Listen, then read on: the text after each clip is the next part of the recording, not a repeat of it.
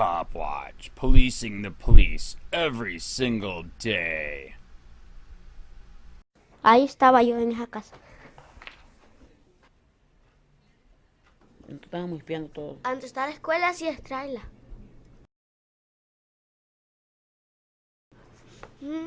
Extraerla.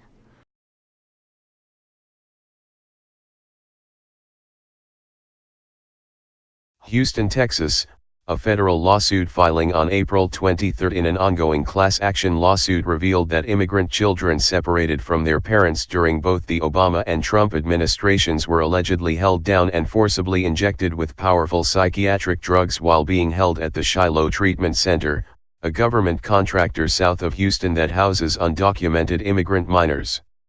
The children, in sworn affidavits, described how they were told the drugs were vitamins, and that they would not be allowed to see their parents or leave the facility unless they complied and took the medications. One child recalled being forced to take pills, which they were told were vitamins, in the morning, at noon, and night, stating, "The staff told me that some of the pills are vitamins because they think I need to gain weight. The vitamins changed about 2 times, and each time I feel different."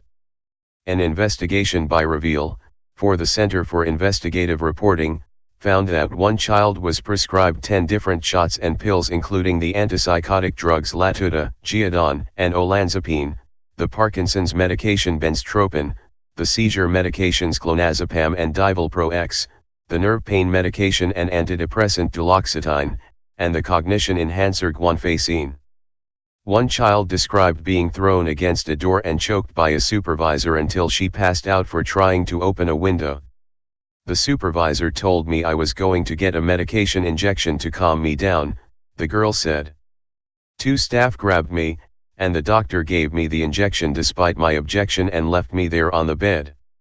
The Shiloh facility is one of 71 companies contracted by the federal government to house and supervise immigrant children that have been deemed unaccompanied minors. The investigation by ROLLE found that in the last 4 years, nearly $1.7 billion was paid out to contractors with serious allegations levied against them of mistreating children. ROLLE. At ROLLE. A 10-year-old boy we're calling Jose was sent to a residential medical treatment center in Texas. Alone. He told at Orobagado he was physically assaulted there multiple times. He describes the facility's school and hospital as simply trailers. 4:02 p.m., June 20, 2018. 467. 726 people are talking about this.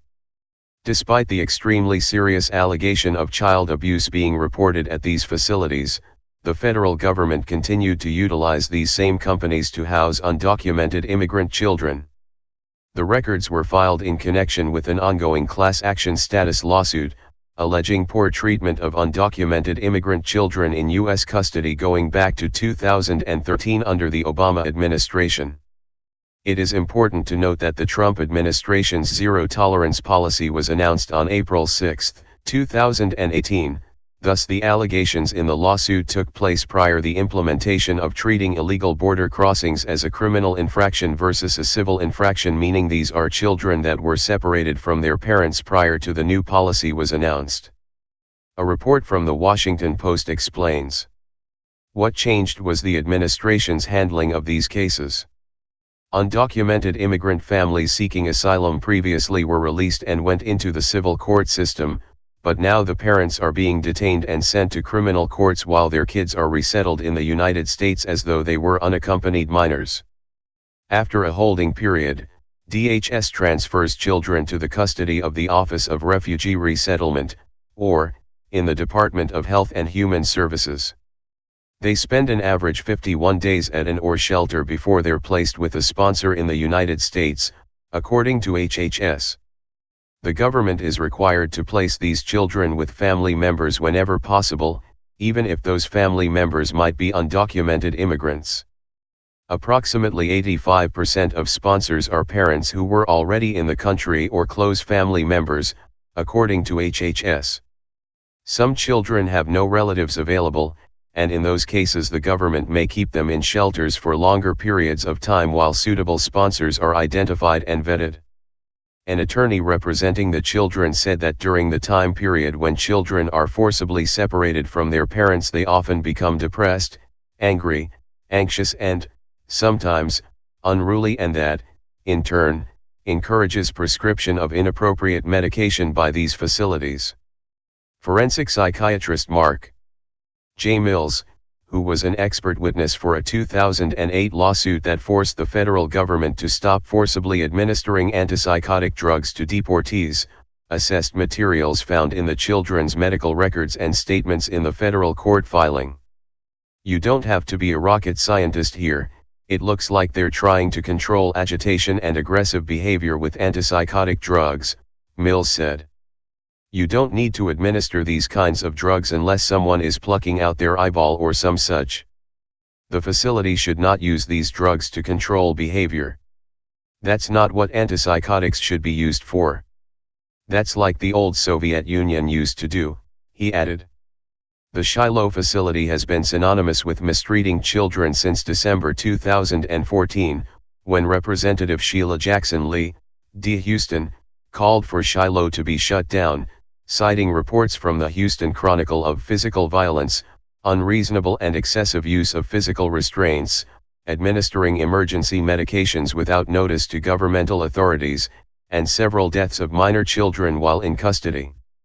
Despite the calls to shut down the immigrant detention facility, according to federal documents obtained by Reveal, the U.S. Department of Health and Human Services has continued to send undocumented immigrant children and more than $19 million in government funding to Shiloh since it was contracted to house child immigrants in 2013, under the Obama administration.